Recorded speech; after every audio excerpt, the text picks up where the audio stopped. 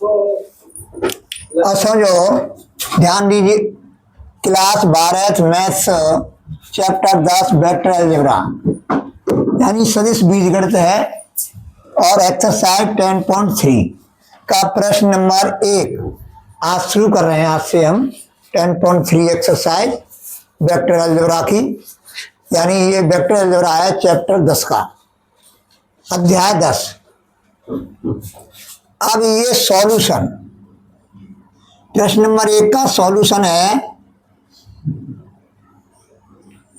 अब देखो, A vector का मापांक बराबर दिया हुआ है √3 और बी वेक्टर का मापांक दिया हुआ है 2 और A vector dot B vector equal to √6। ये तुम्हारा दिया हुआ है। अब जो है ए वेक्टर और तथा बी वेक्टर के बीच का कोण हमें ज्ञात करना है। तो हमें लिखना है,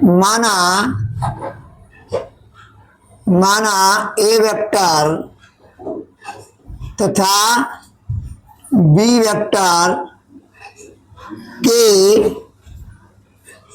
बीच का कोण थीटा है। तो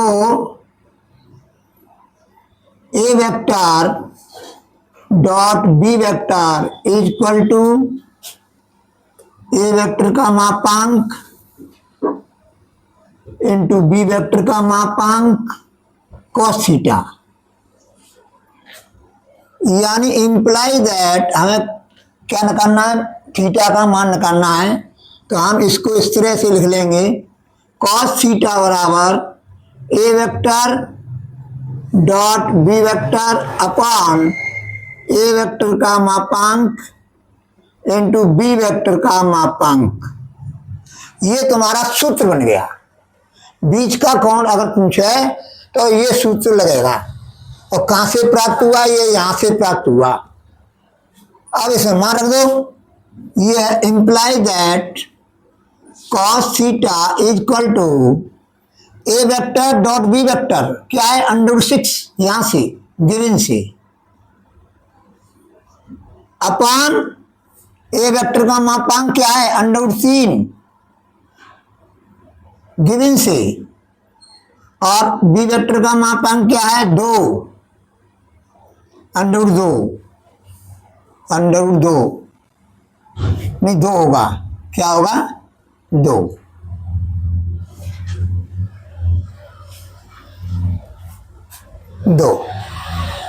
अब सुन ध्यान दीजिए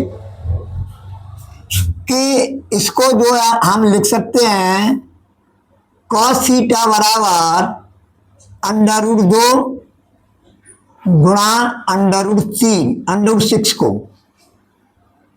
अपान √3 और 2 को हम लिख सकते हैं √2 गुणा √2।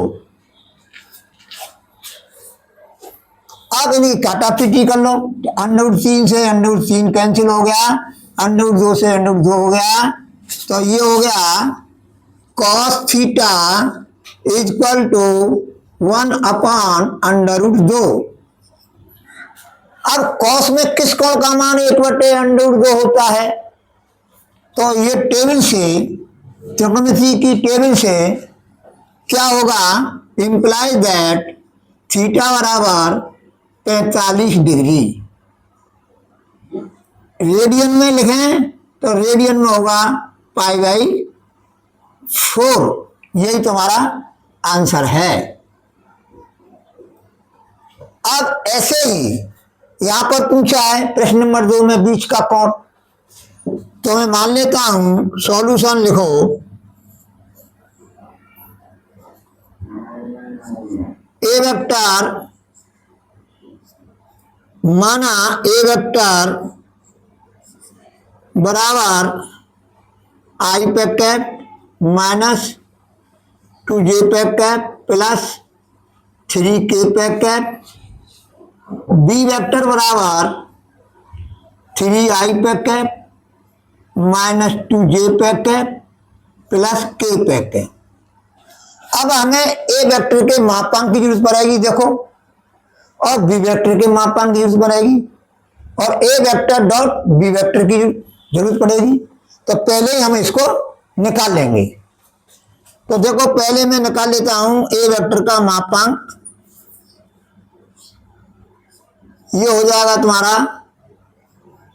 1 का वर्ग, यानी आई पे कैप के गुणांक का वर्ग, प्लस जे पे कैप के गुणांक का वर्ग माइनस 2 का वर्ग,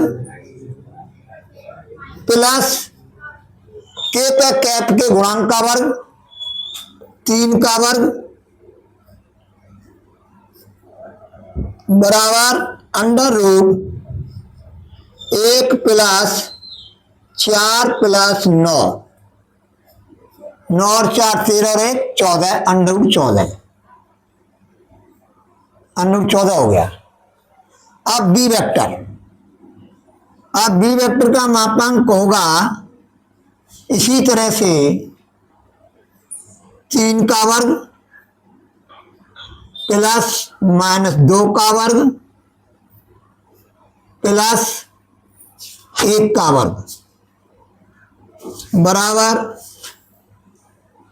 अंडर रूट 9 प्लस 4 प्लस 1 बराबर अंडर रूट 14। ए वेक्टर और बी वेक्टर के मापांक बराबर आ रहे हैं, अंडर रूट 14 के बराबर हैं।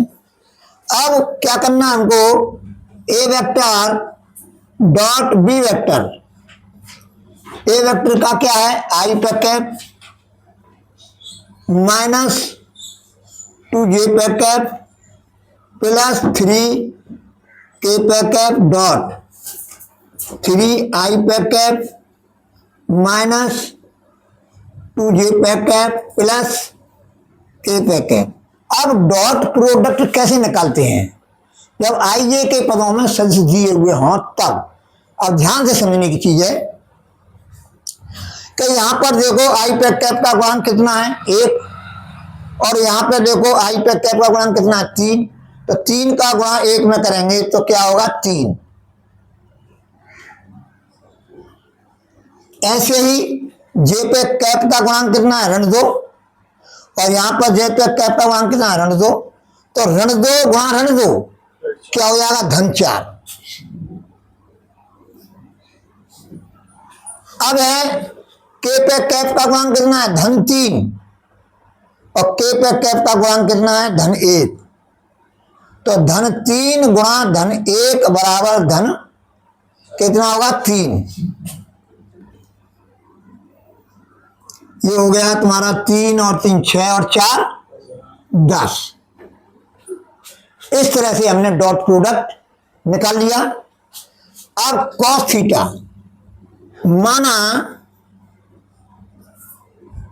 माना ए वेक्टर तथा बी वेक्टर के बीच का कोण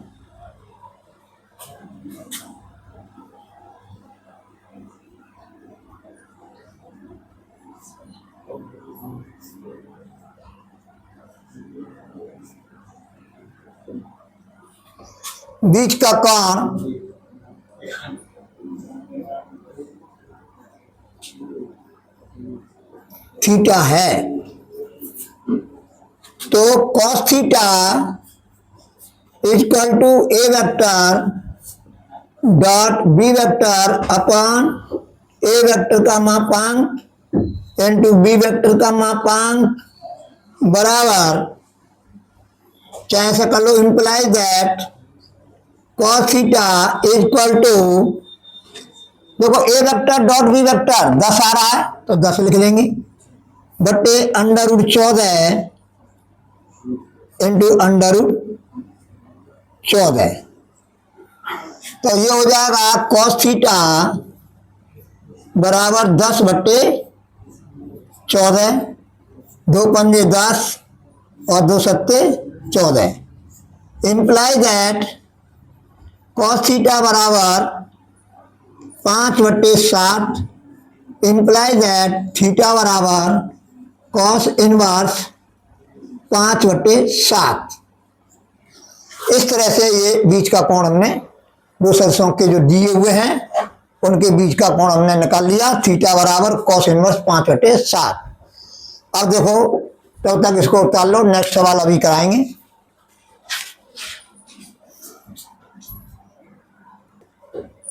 अब देखो बच्चों, मैं ये प्रश्न नंबर 3 और 4 में लिख लिए हैं, पहले ही लिख लिए हैं, तो अब इनका हल समझो। दोनों एक ही कायदा के सवाल है। ये जो है प्रश्न, ऐसे प्रश्न अवश्य आते हैं बोर्ड परीक्षा में, कंपटीशन में भी आते हैं, तो इन पर विशेष ध्यान देने योग्य बात है। ये बोर्ड परीक्षा में पिछले साल भी आया था 2025 में, तो ध्यान से समझो कि मैं मान लेता हूं, माना ए वेक्टर बराबर आई पे कैप प्लस जे पे कैप तथा बी वेक्टर बराबर आई पे कैप माइनस जे पे कैप। अब क्या क्या कहा जा रहा है कि सदिश आई पे कैप प्लस जे पे कैप पर सदिश आई पे कैप माइनस जे पे कैप का प्रच्छेद ज्ञात करो। तो इसका मतलब है, इसका क्या मतलब है, ए वेक्टर के अनुदिश, ए वेक्टर के अनुदिश, ए वेक्टर के अनुदिश बी वेक्टर का, ए वेक्टर के अनुदिश बी वेक्टर का प्रक्षेप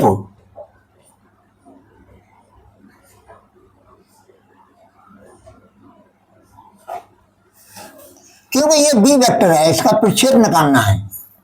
और किस पर निकालना है, आई पे कैप प्लस जे पे कैप सदिश पर, यानी ए वेक्टर के अनुदिश बी वेक्टर का प्रक्षेप, यूं कह लो, एक ही बात है। तो ये अब ध्यान दो, अब क्या है कि इन दोनों का डॉट प्रोडक्ट अंश में लिखते हैं और बट्टे में क्या लिखते हैं कि जिस वेक्टर के अनुदिश, यानी ए वेक्टर के अनुदिश निकालना है तो या ए वेक्टर पर निकालना है, तो ये जो है नीचे आएगा उसका मापांक। अब समझो, अब यहीं की यहीं निकाले देता हूं मैं। ए वेक्टर क्या है, आई पे कैप प्लस जे पे कैप डॉट आई पे कैप माइनस जे पे कैप अपॉन ए वेक्टर का मापांक अंडर रूट आई पे कैप का गुणांक का वर्ग प्लस जे पे कैप के गुणांक का वर्ग बराबर। अब देखो, मैंने आपके लिए क्या बताया था कि ए वेक्टर,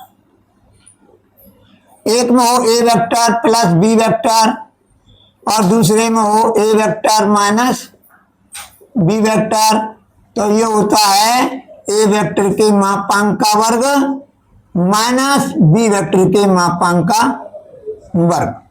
अब जहां में जुड़ रहे हैं और जहां में घट रहे हैं, तो ये हो जाएगा, ये क्या हो जाएगा, आई पे कैप के मापांक का वर्ग माइनस जे पे कैप के मापांक का वर्ग बटे अंडर रूट 2 अब ये हो जाएगा तुम्हारा बराबर आई पे कैप क्या है,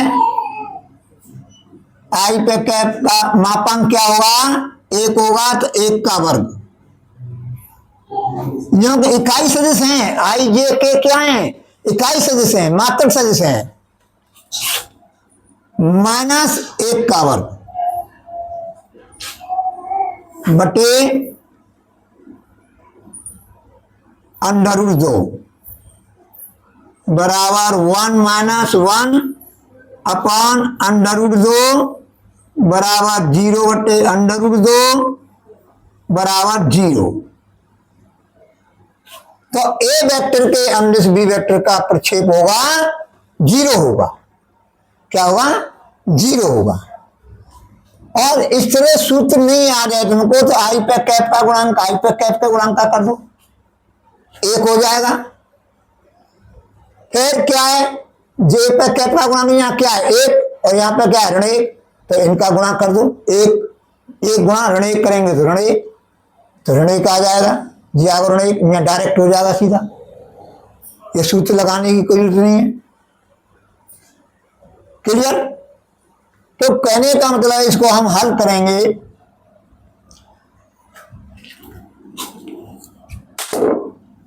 ऐसा करो, ऐसे समझ में नहीं आ रहा है तो ऐसे कर लो। मैं एक का दूसरा बता रहा हूं, डायरेक्ट हो जाएगा, इन्हें लंबा पड़ रहा है, बोर्ड पेपर में समय का अभाव होता है। आई पे कैप का आई पे कैप गुणांक का कर दो 1 माइनस जे पे कैप का गुणांक कितना है -1 और जे पे कैप का गुणांक क्या है 1, तो -1 अपॉन √2, इससे कैंसिल हो जाएगा बराबर 0 बटे √2 बराबर 0। ये तुम्हारा आंसर हो गया, आंसर हो गया। अब समझो, इसी तरह से ये होगा, इसी तरह से ये होगा, माना ए वेक्टर इक्वल टू आई पे कैप प्लस 3 जे पे कैप प्लस 7 के पे कैप और बी वेक्टर बराबर 7 आई पे कैप माइनस जे पे कैप प्लस 8 के पे कैप। अब क्या है तो देखो, ये का सदिश पर अब उल्टा कर दिया, अब क्या है बी वेक्टर पर, बी वेक्टर पर यानी इस पर प्रक्षेप ज्ञात करना है, किस सदिश का, इसका, यानी किसका प्रक्षेप, ए वेक्टर का, जो मैंने माना है ए वेक्टर। तो यहां लिखना है बी वेक्टर के अनुदिश, बी वेक्टर के अनुदिश ए वेक्टर का प्रक्षेप, प्रक्षेप या जो कह लो बी वेक्टर पर ए वेक्टर का प्रक्षेप, बी वेक्टर पर ए वेक्टर का प्रक्षेप, ऐसे भी लिख सकते हैं हम। अब ये हो जाएगा ए वेक्टर डॉट बी वेक्टर अपान, अब देखो किसके अनुदिश, बी वेक्टर के अनुदिश, तो बी वेक्टर का मापांक। अब देखो, अब ए वेक्टर लिख लो आई पे कैप प्लस 3 पे कैप प्लस 7 के पे कैप डॉट 7 आई पे कैप माइनस जे पे कैप प्लस 8 के पे कैप बटे अंडर रूट 7 का वर्ग प्लस जे पे कैप का गुणांक कितना है -1, तो -1 का वर्ग प्लस 8 का वर्ग बराबर, अब गुणा करो इसी तरह से। आई प्रत्यय का गुणांक कितना है? 1 है, और यहाँ पर आई प्रत्यय का गुणांक 7 है, तो 7 गुणा 1 करेंगे 7। अब जे प्रत्यय का गुणांक कितना है? धन 3, और यहाँ पर जे प्रत्यय का गुणांक है ऋण 1, तो ऋण 1 का गुणा धन 3 में करेंगे तो ऋण के 3।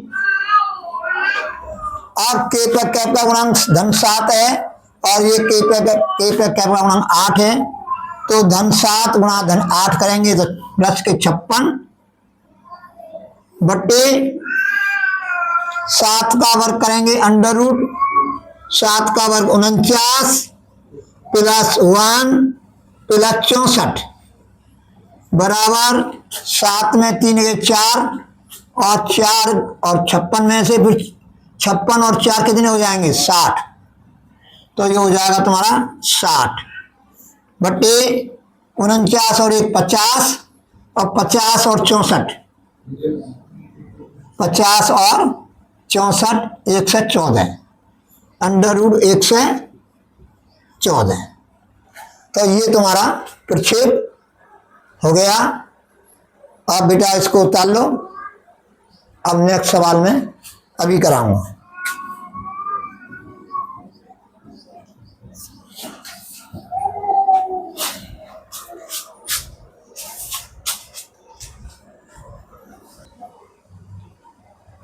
अब देखो बच्चों, हमें दर्शाना है यानी सिद्ध करना है, सत्यापित करना है कि निम्नलिखित 3 सदिश दिए हुए हैं। एक सदिश ये है, दूसरा ये है, तीसरा ये है। ये जो सदिश हैं ये मात्रिक सदिश हैं। क्या है? मात्रिक सदिश हैं, यानी इकाई सदिश हैं। और इकाई सदिश कब होते हैं? जब उनके जो मापांक होते हैं, जो मैग्नीट्यूड होते हैं, परिमाण होता है, वो 1 हो। जब किसी सदिश का मैग्नीट्यूड या परिमाण या मापांक का हो वो 1 हो, तो वो सदिश जो है मात्रिक सदिश कहलाता है या इकाई सदिश कहलाता है। तो हमें इनके मापांक ज्ञात करने हैं। तो अब समझो, ध्यान दीजिए, माना A vector equal to 1/7 2i पे कैप प्लस 3j पे कैप प्लस 6k पे कैप, ये हो गया ए वेक्टर मान लिया मैंने। और ये बी वेक्टर बराबर 1/7 3i पे कैप माइनस 6j पे कैप प्लस 2k पे कैप, और सी वेक्टर मान लिया मैंने, मान लिया 1/7 6i पे कैप प्लस 2j पे कैप माइनस 3k पे कैप। दिए हुए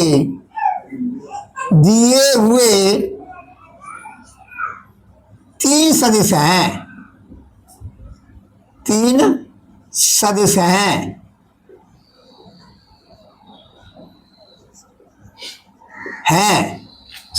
अब इसका मापांक निकालेंगे हम, तो ए वेक्टर का मापांक बराबर क्या हो जाएगा? 1/7 है, तो ये हो जाएगा 2/7 का वर्ग, या 1/7 यहां ले लो। क्यों? समझो, ध्यान दीजिए इधर, ध्यान दीजिए, ये 2/7 हो जाएगा, तो हम इसका वर्ग करेंगे 4/49 हो जाएगा, ये 9/49 हो जाएगा, ये 36/49 हो जाएगा। तो जो अंडर से बाहर लेंगे वो 7 ही तो आएगा, तो मैंने पहले ही 1/7 लिख लिया। अब इसका जो है वर्ग कर दो सीधा, तो 2 का वर्ग प्लस 3 का वर्ग प्लस 6 का वर्ग बराबर 1/7 अंडर रूट 4 प्लस 9 और प्लस 36 बराबर 1/7 गुणा अंडर रूट 49, यानी 1/7 गुणा 7 ये कैंसिल हो जाएगा बराबर 1। ऐसे ही बी वेक्टर का मापांक, बी वेक्टर का मापांक बराबर 1/7 अंडर रूट 3 का वर्ग माइनस प्लस आ जाएगा प्लस माइनस 6 का वर्ग प्लस 2 का वर्ग बराबर 1/7 अंडर रूट 9 प्लस 36 प्लस 4 बराबर 1/7 गुणा अंडर रूट 49। ये हो जाएगा 1/7 गुणा 7, ये कैंसिल हो जाएगा बराबर 1। अब ये हो जाएगा तुम्हारा सी वेक्टर का मापांक बराबर 1/7 अंडर रूट 6 का वर्ग प्लस 2 का वर्ग प्लस ऋण 3 का वर्ग बराबर 1/7 into under root 36 plus 4 plus 9 बराबर 1/7 अंडर रूट 49 बराबर 1/7 गुणा 7 बराबर 1। तो इन ए वेक्टर, ये जो दिए हुए सदिश है, ये तीनों के मापांक क्या आ रहे हैं? 1 आ रहे हैं। तो ये क्या सदिश दिए हुए अतः दिए हुए सदिश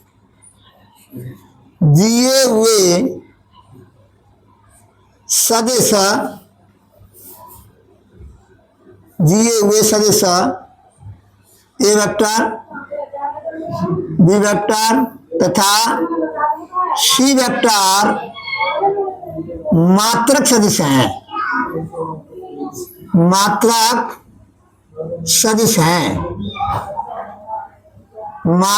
सदिश हैं। अब हमको क्या सिद्ध करना है? यहां तक ये सवाल हो गया, मात्रक सदिश हैं। अब ये भी दर्शाना है कि ये सदिश परस्पर एक दूसरे पर लंबवत हैं। ए वेक्टर बी वेक्टर पर लंबवत है, बी वेक्टर पर सी वेक्टर लंबवत है और सी वेक्टर पर ए वेक्टर लंबवत है। अब लंब के लिए क्या कंडीशन है कि ए वेक्टर डॉट बी वेक्टर हमें लाना है बराबर 0, यानी डॉट प्रोडक्ट, अगर दो सदिशों का डॉट प्रोडक्ट 0 आता है तो वे सदिश एक दूसरे पर लंब होते हैं। क्या होते हैं? लंब होते हैं। अगर किन्हीं दो सदिशों का डॉट प्रोडक्ट 0 आता है तो वे सदिश जो हैं एक दूसरे पर लंब होते हैं। तो हमें ये दिखाना है कि यहाँ पर डॉट प्रोडक्ट जो है 0 के बराबर आ रहे हैं, ये दिखाना है। तो देखो, A vector dot B vector is equal to, A vector है तुम्हारा 1/7 2i packet plus 3j packet plus 6k packet dot 1/7 3i packet minus 6j packet plus 2k packet. अब देखो 1/7 और 1/7 गुणा 1/7, ये हो जाएगा 1/49, सीधा कर लो। अब इनका डॉट प्रोडक्ट निकाल लो। 3 दूनी 6, ऋण 6 गुणा धन 3 करेंगे तो ऋण के 18। अब 6 और जी 2, यानी इनका गुणा करेंगे तो 12। तो ये हो जाएगा 1/49 गुणा 18 माइनस 18, ये कट जाएंगे। 1/49 गुणा 0 बराबर 0। चाहे ऐसे कर लेना 2/7 प्लस 3/7 प्लस 6/7, इस तरह से गुणा कर लेना, वो एक ही बात आएगी, कैसे भी कर लेना। अब क्या है, A vector is perpendicular to B vector, ये हमने सिद्ध कर दिया, सत्यापित कर दिया। अब है तुम्हारा B vector dot C vector. अब है तुम्हारा बी वेक्टर क्या है, 1/7 6i पे कैप प्लस 2j पे कैप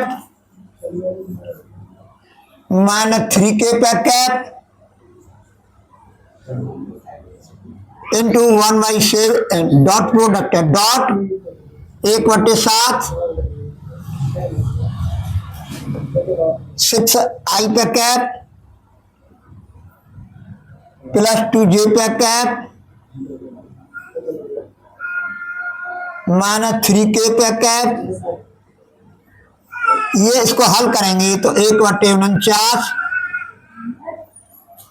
अब देखो 36, 6 गुणा 6 करेंगे 36, धन 2 है और ये धन 2 धन 4 गुणा कर देंगे, ऋण 3 के पे कैप का गुणांक ऋण 3 है और यहाँ पर ऋण 3 है, इनका गुणा करेंगे धन के 9, तो ये हो जाएगा धन के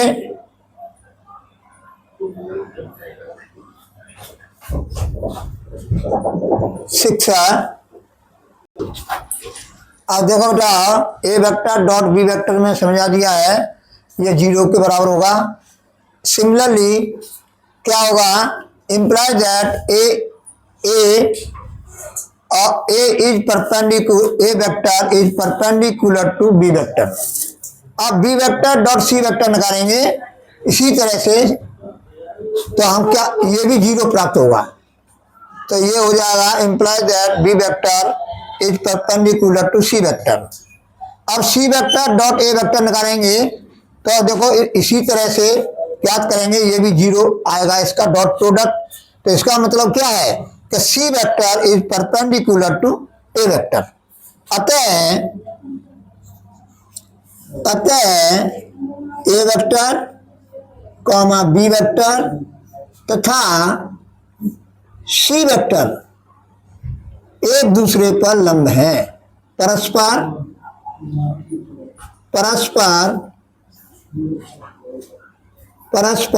एक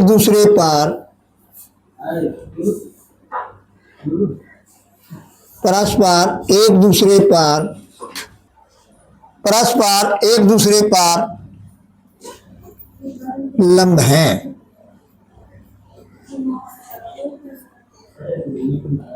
यही हमको सिद्ध करना था, हैंस प्रूव्ड,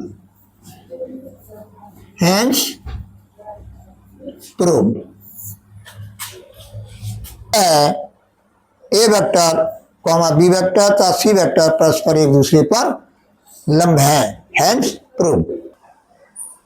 अब बेटा समझो, ये जो है मैंने इस एक्सरसाइज 10.3 के जो है क्वेश्चन 5 करा दिए हैं, और नेक्स्ट सवाल मैं कल कराऊंगा, तब तक आप इनका रिवीजन करते रहना, इनको समझना।